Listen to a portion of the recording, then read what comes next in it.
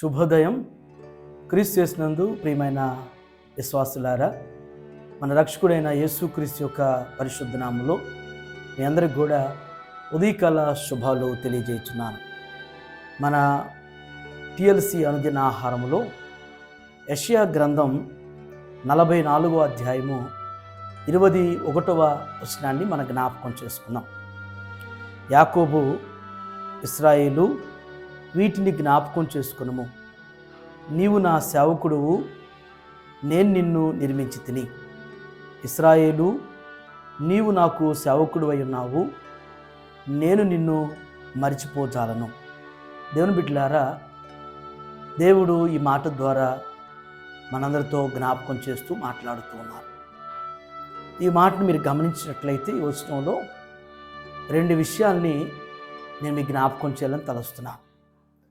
మొదటి మాట ఏమంటున్నారంటే, నేను నిన్ను నిర్మించి తిని. నేను నిన్ను నిర్మించి తిని.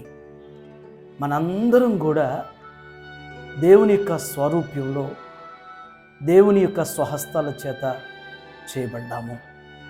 నీవైనా నేనైనా మరెవరైనా కానీ ఈ భూమి మీద ఉన్నటువంటి ప్రతి మనుషుడు కూడా దేవుని యొక్క స్వరూప్యం.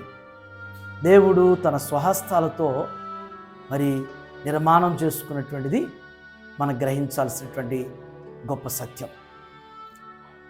గమనించినట్లయితే దేవుని బిడ్డలారా, ఏదైనా కానీ మనం మన స్వహస్తాలతో మన చేతులతో మనం చేసినప్పుడు ఆ వస్తువు మీద ఎంతో మనకి మమకారం అనేటువంటిది, మనకెంతో ఆ వస్తువు మీద ఎంతో ఇష్టత అనేటువంటిది కలుగుతుంది.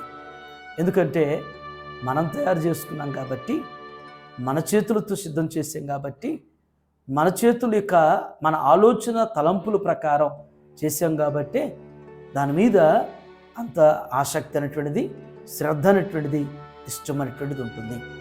కాబట్టి మనందరం కూడా దేవుని స్వహస్తాలతో చేయబడ్డాము అన్నటువంటిది మనం ఎప్పటికీ మర్చిపోకూడదు. రెండవ తలంపు ఏమంటున్నారంటే, నేను నిన్ను మర్చిపోజాలను.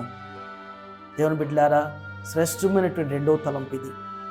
ఈ భూమి మీద మన అనుకున్నటువంటి వారు మనల్ని మర్చిపోవచ్చు.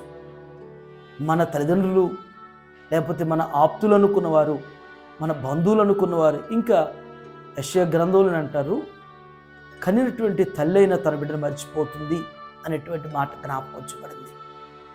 దేవుడు మనల్ని ఎన్నడూ కూడా మర్చిపోయేవారు కాదు. ఈ రోజున దేవుని బిడ్డలారా, టిఎల్సి అనుదిన ఆహారం చూస్తున్నటువంటి వారు ఒకవేళ ఎవరి ద్వారానైనా నువ్వు మర్చిపోయినటువంటి వ్యక్తిగా, జ్ఞాపకంలో లేనటువంటి వ్యక్తిగా, గుర్తింపు లేనటువంటి వ్యక్తిగా నీవు ఉంటే చింతించొద్దు, బాధపడొద్దు. ఎవరో మర్చిపోయారు, ఎవరో నన్ను విడిచిపెట్టారు, నా భార్య, నా భర్త, నా బిడ్డలు, నా తల్లిదండ్రులు, నా తోబుట్టువులు నన్ను మర్చిపోయారని చెప్పేసి దుఃఖపడుతున్నావేమో. దేవుడు నిన్ను మర్చిపోలేదు. మనుషులు వారి యొక్క ప్రేమ, వారి మాటలు అనేటువంటివి శాశ్వతం కాదు. దేవుని యొక్క ప్రేమ శాశ్వతం. దేవుడు మనల్ని ప్రేమించుతున్నటువంటి దేవుడు మనల్ని ఎన్నడూ కూడా మర్చిపోడు. కాబట్టి ఆయన మనల్ని నిర్మించున్నాడు. ఆయన మనల్ని మర్చిపోకుండా నిత్యం కూడా నడిపించుతున్నాడు. దేవుని యొక్క కృపలో ఈ దినం అంతా కూడా దేవుడు ఆ రీతిగా మరిచిపోయినటువంటి రీతినటువంటి దేవుడు మనతో ఉన్నాడు, మనం నడిపించుతున్నాడు, నడిపించబోతున్నాడు అనేటువంటి ఈ సత్యాన్ని మనం గుర్తెరుగుతూ ముందుకు సాగుతాం. అట్టి కృప దేవుడు మనందరికీ ఈ దినం అనుగ్రహించునుగాక. ఆమేన్. ప్రార్థన చేసుకుందాం. దయగల మా తండ్రి, కృపగలిగిన ఆయన మీకు వందనాలు ప్రభువా. యెషయా ప్రవక్త జ్ఞాపకం చేసినటువంటి శ్రేష్టమైన తలంపు ద్వారా మీరు మాతో మాట్లాడిన విధానం బట్టి మీకు వందనాలు. నిజమే నా ప్రభువా, మేమందరం మీ స్వరూప్యం. మీరు మమ్మల్ని మీ స్వహస్తాలతోనైనా మమ్మల్ని నిర్మాణం చేస్తున్నారు, మీరు మమ్మల్ని నిర్మించున్నారు ప్రభువా. మీరు మమ్మల్ని నిర్మించారు కాబట్టి నా తండ్రి, మమ్మల్ని ఏ పరిస్థితుల్లో కూడా, ఏ స్థలంలో కూడా మమ్మల్ని మర్చిపోయినటువంటి మా దైవమా మీకు వందనాలు చెల్లిస్తున్నాం. ఈ లోకంలోనైనా మానుకున్నవారు మమ్మల్ని మర్చిపోవచ్చు, మమ్మల్ని విడిచిపెట్టవచ్చు. మేము ఏ బంధం అనుకుంటున్నామో, ఎవరు మాతో ఉంటారనుకుంటున్నామో వారు మమ్మల్ని మర్చిపోయి ఉండొచ్చు ప్రభా. అయితే నా తండ్రి, ఎన్నడూ కూడా విడవని మరవనటువంటి గొప్ప తండ్రి మీరు అయిపోయినారు నా తండ్రి. అట్టి విశ్వాసంతో అట్టి నమ్మికతో నాయన ముందుకు సాగుటకు మీ కృప దయచేయండి.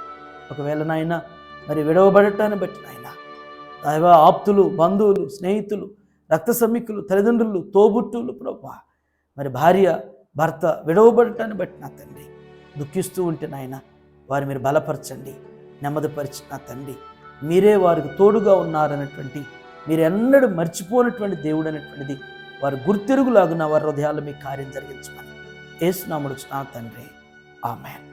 God bless you all.